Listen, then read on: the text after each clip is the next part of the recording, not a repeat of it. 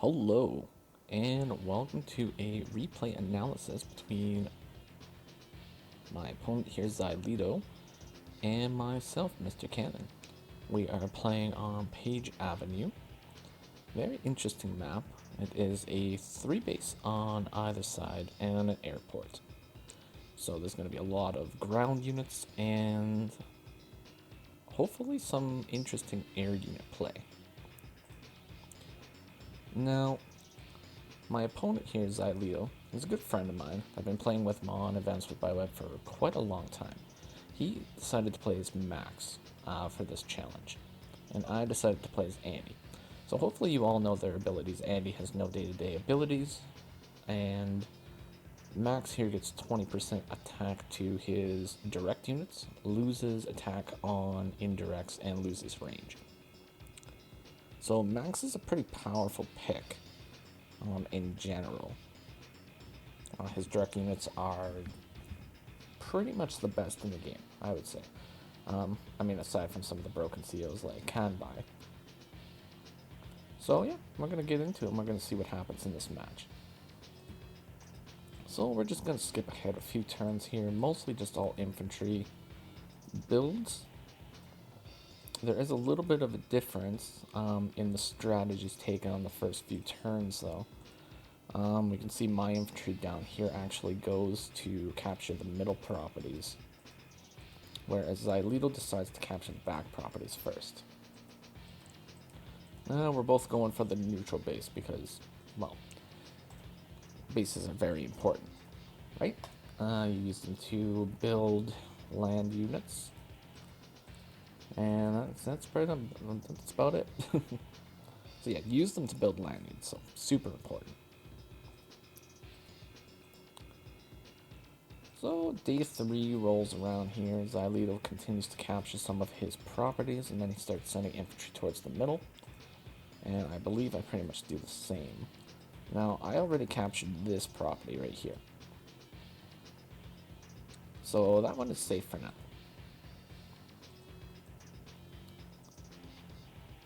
So I think I decided to capture this one because I figured it would be difficult to hold the properties here once the combat actually starts. So I wanted to just get an early jump on it and make sure I got it. Alright, so Xylito goes in to capture his airport, moving some infantry ahead. Starts capping his property down here, sending an infantry to the middle. Now, I'm pretty much doing the same with this infantry down here. So one thing that makes this map kind of unique is the black boats on the HQs, preventing early HQ caps. And also, this optional comm tower here that's actually blocked by a pipe seam. Pipe seams tend to be kind of difficult to actually break open, especially in the early game. The only real effective way to do it is with an artillery unit. They have basically the same defenses as a medium tank, but you also don't get luck damage on them, so it's just whatever base damage you have. So typically it takes about 3 turns to actually break through them.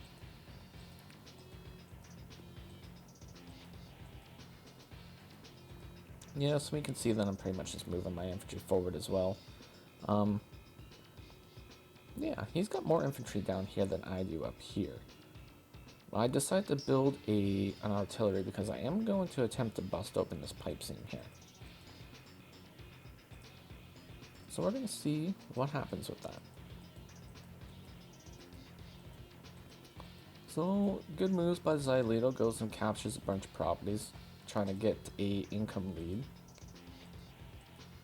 Especially early on, like income leads can definitely be very, very good in the early game, especially because you can pump out a lot of valuable leads a lot quicker.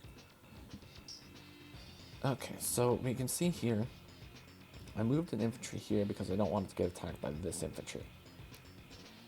So if I moved it here, I might have actually gotten attacked. It could be unlikely that he would actually go for that engagement, but I decided that it wasn't really worth the risk. I do decide to build a tank up north, and I moved my artillery down to get in range of firing on the pipe seam. So Xylito, he actually ends up building a artillery unit also. The build of the artillery unit is good. I would have probably built it here, because if he had built the artillery here, it would have been able to move into position to break this pipes in here in 1 turn. Now with this artillery, it would actually take 2 turns to get into position because of Max's unfortunate decrease in range. Yeah, so we can see there that unfortunately it just did not move quite in place yet. So yeah, lots of units being moved. Infantry getting in position to get a lot of caps, so this is good. Like, this infantry could move here to capture that. This infantry is in position to capture this property. This one's going to be going north. This guy can start capturing on either this one or this one. And this city is going to get captured. Possibly could even capture this city back from me. We're going to see what happens, though.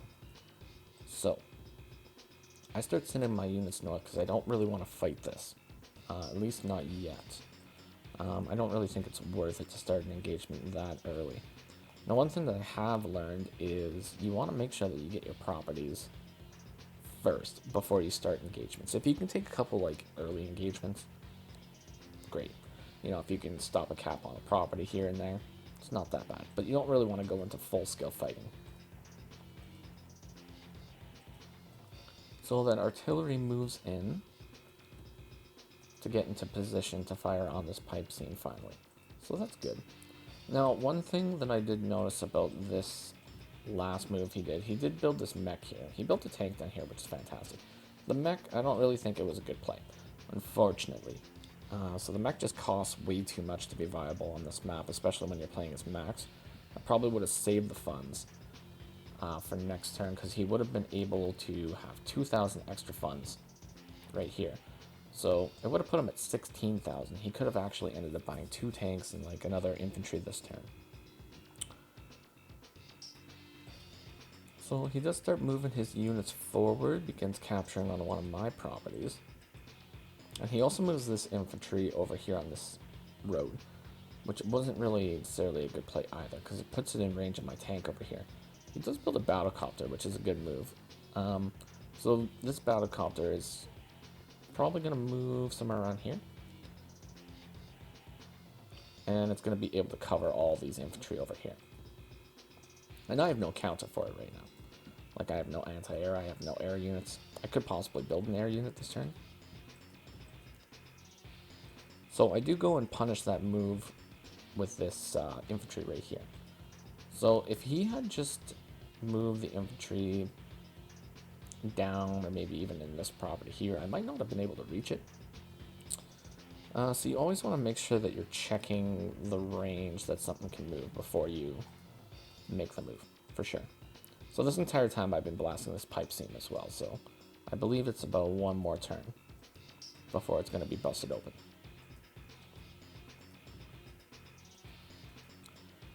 Alright, so I begin capturing a lot of properties. So 1, 2, 3, 4, 5.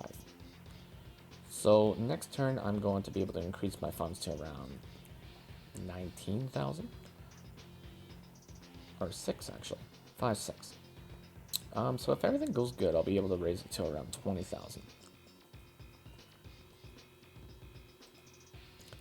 Although Xylito, he's sitting here at 13,000 right now, and he's got a lot of infantry also capping.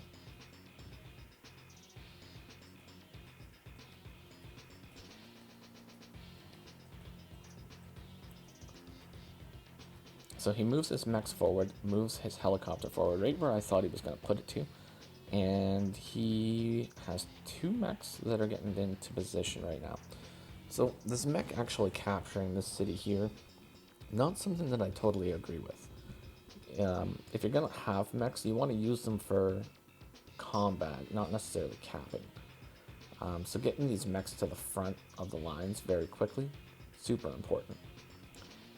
So for instance, with this guy, if he didn't go down here and capture this mech could have been right here. And it would have forced my tank to go back. I might not have even... I probably still would have gone for the attack. But it would have been putting more pressure on me, and it would have been easy for him to position it onto like this mountain or something, or even onto this property the next turn.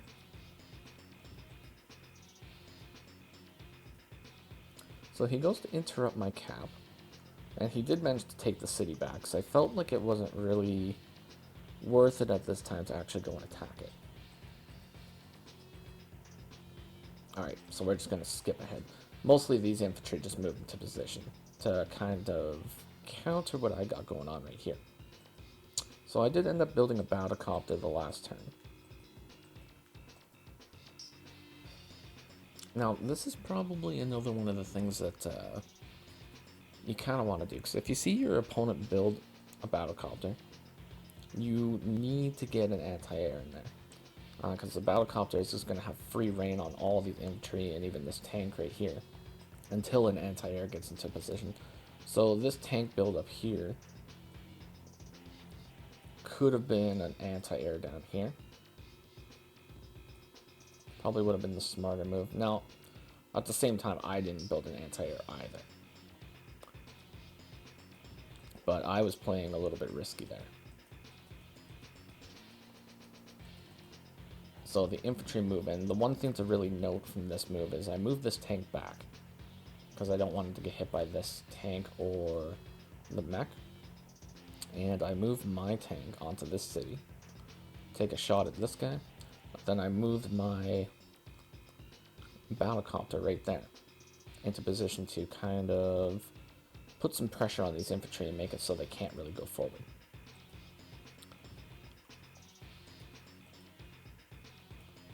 So Xylito going in for a quick attack right here. So manages to take this infantry down to 4. Did an engagement, take this infantry down to 7. Now he is going to actually go in for some additional attacks here. So he interrupts this cap, takes these 2 infantry down to 2 HP each.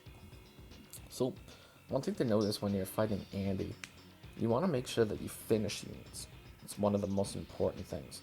Because this hyper upgrade, for those of you that don't know, it actually repairs units up to 5 HP from where they are. So anything that Andy has that's left alive is going to get repaired when the superpower comes. So very important just to finish off units.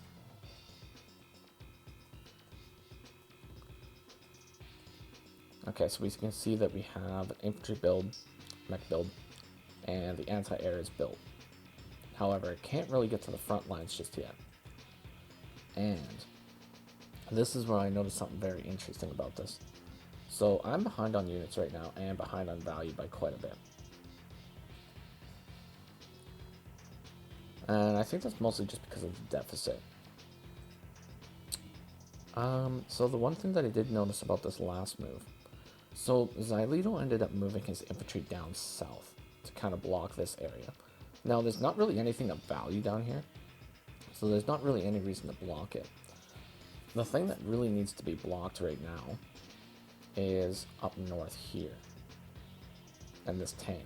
This tank is very important because it's the only tank that you have on the front lines with nothing but infantry. And you can see here that he actually left a direct line open for the tank to be attacked. So unfortunately for him, I did notice. So I went ahead and attacked that tank. Now I knew I could safely do that because the only thing that he has down here that could do any damage would be this mech, which is nowhere near in position, and this anti-air, which cannot even reach the tank at the moment, let alone the battlecopter. So I knew it was a safe engagement. And I ended up taking no damage actually from counterattacks, which was pretty nice. So I moved my anti-air in, moved my infantry a little bit down, start forming a wall, and I start guarding my units in the middle with this artillery that I was using to bust open the pipe seam, because now his job is done. He can join the front line and hopefully do some damage. I also took this infantry and attacked this one here to just kind of lighten this little attack force up here, hopefully keep these properties.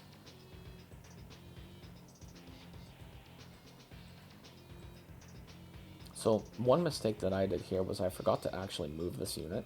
So this unit could have actually attacked maybe this infantry right here, possibly taken it out, probably not, but could have at least done some damage before it was inevitably taken out. And boom. Yeah, unfortunately, did not work out for him. So he's gone. And the 3 HP that I could have actually taken out ended up taking out my 2 HP infantry right there. We have a 9-on-9 engagement right here that ends up being 3-point different. Now, the only problem with this is it's basically a suicide mission because this infantry is now going to get slaughtered by these guys right here. So it was pretty much just throwing away an infantry there. Like, more than anything, it probably would have been better to bring this infantry back, maybe sit on this property, and start defending up this line right here.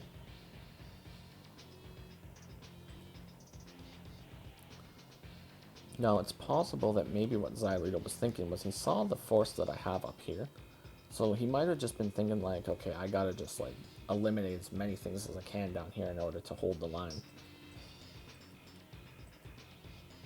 Now, he does do a smart move, brings his tank back to get a repair, and then he attacks my battle copter with an infantry, which didn't end up being too bad for him. He ended up doing 1 point of damage, took 4 in return, but I mean, he did do a little bit of damage to this guy, so that was good.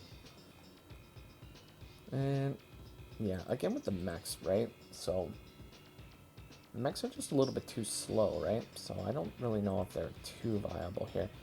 Now, maybe if you were playing like a Sammy, and you were spamming like double time or something, or even like adder, where you can just get the movement bonus, might be a little bit more viable. But we can see the infantry moves into attack mine, battle copters are moving in, just start slaughtering units left, right, and center. Okay, and we can also see that these 2 mechs that he ended up building early on in the game, they're starting to get into position now. We also have another anti-air down here, which is going to start to be able to zone out the middle from battlecopter attacks. So I noticed that I could have actually taken a hit on this anti-air, but I would have ended up losing it to the tank. So I figured that it wasn't a good idea.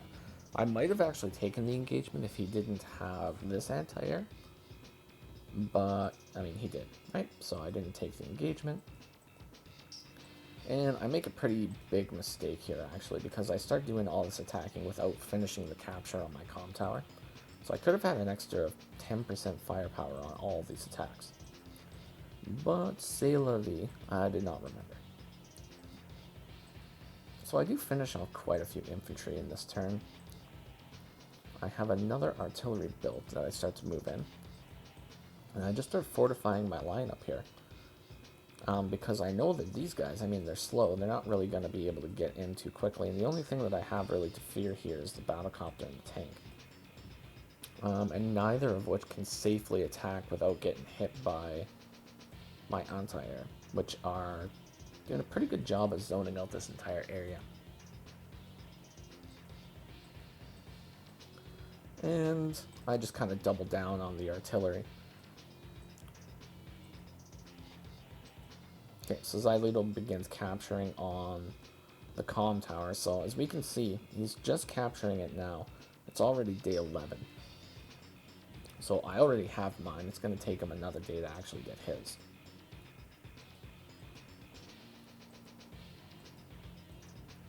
So again, we have some very aggressive plays. He's really trying to just take out these units. Maybe if he got a little bit better luck rolls, it might have actually worked out. But unfortunately for him, the units are left alive.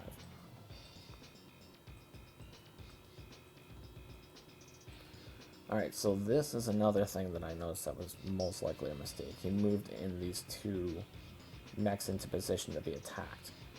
So you want to keep these mechs behind infantry. They're used primarily for zoning, to make sure that tanks don't attack them.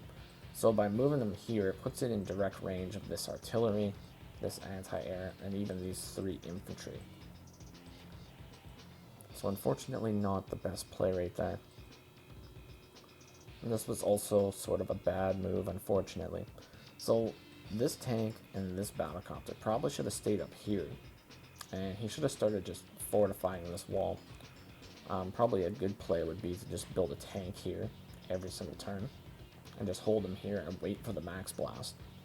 And then you would be able to just sort of decimate this entire line by one shot and almost everything there. But he moves it down here, which you're going to see in a moment why that wasn't a great move, unfortunately.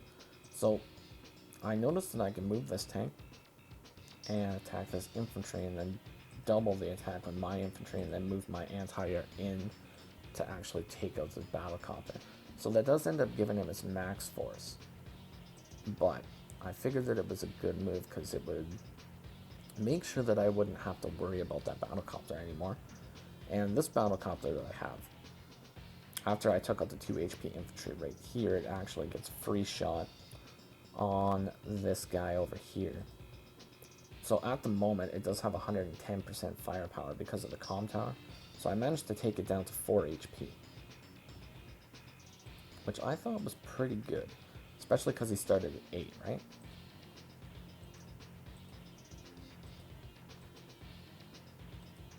Yeah, so the infantry just move and start taking out some other infantry here. So I move this artillery in to begin attacking the black boat, hopefully going in for an HQ cap, but I also do notice that he's going to have his power. So these tanks down here would be able to take this guy out no problem. So I move in the sacrifice unit because I know that if he does go in for the attack, this tank is going to be able to take out this one. I mean, there's no question about it. And then he would be able to come in with the anti-air and attack this guy.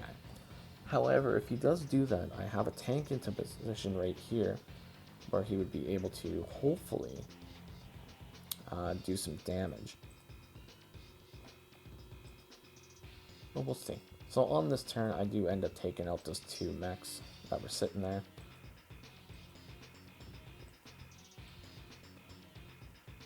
And take out a few more infantry as well. I try to circle this tank in here so that if he decides to go and attack this artillery right here, this artillery also has cover. So that would be a suicide mission for him as well. And, I mean, you can see the general theme here is I just keep building artillery. Now, I built artillery because he's got this medium tank, and I don't really have enough funds where I could just viably build a medium tank. Now, I could, obviously, because there's 16,000, but I figured that I want to keep this line strong because it's already doing okay. And I just really want to focus getting more units in here, especially because I know he's only got this one battlecopter. Right, so I decided to build a battlecopter down here to send it forward there. And we can see the infantry move in for a few more attacks. So once again, he's being incredibly aggressive at this point. So a lot of the engagements that actually happen on this turn, I don't really agree with. A lot of them probably just shouldn't have happened. Mostly because, like I said earlier, when you're fighting Andy, you want to make sure to finish units off instead of leaving them at, you know, a few HP, right? Because once I get that hyper upgrade, they're just going to get repaired right up. So I just take out my battlecopter.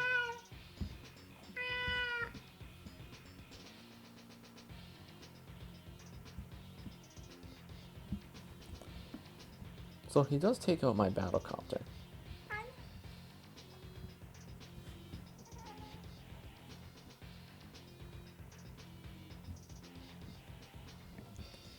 So he does take out my battlecopter.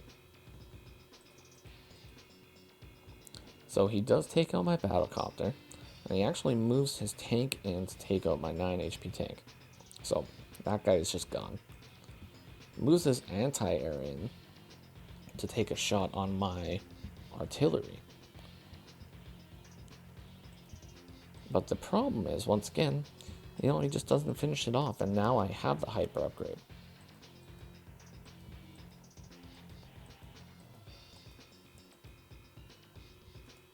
And also with all those engagements that turn, he actually did it without capturing his comm tower. Now that's a common mistake by lots of people and myself especially. I mean, I always forget to do it. I did it this match where I did half my engagements without capturing it, so. But it is important to just really make sure that you get your captures done before any attacking, or at least your important captures. But we can see here I activate Hyper Upgrade.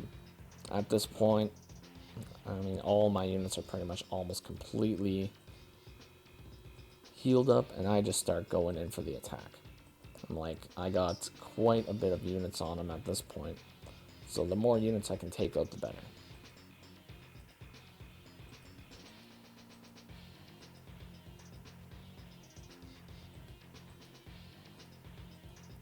And I decide to actually go in for a whole bunch of caps. So I'm giving him the choice at this point.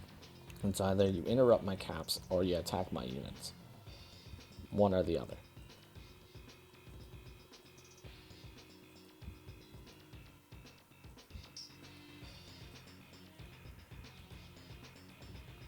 So also you can see here I ended up attacking this mech down here.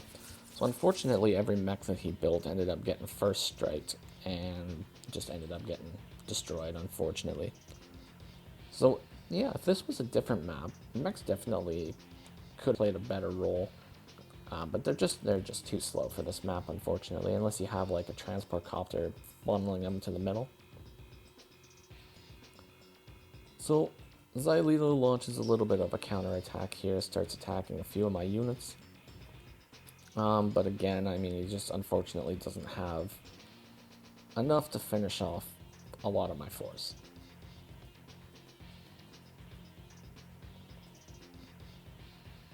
So this is day 14. So this is the last turn that I take. So I end up taking a shot at this guy, finally starting to destroy it. Use my battle cup to take out his last remaining full HP tank. So now he's only got a couple tanks that are injured down here, and nothing else really to defend himself. So I just move in for the kill.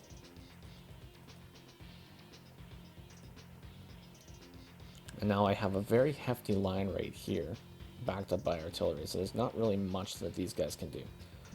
There is one move that I saw that is possible, where you would be able to move this infantry, attack this infantry with a tank, take out the anti-air with your medium tank, and then you can move these battlecopters in to do some damage.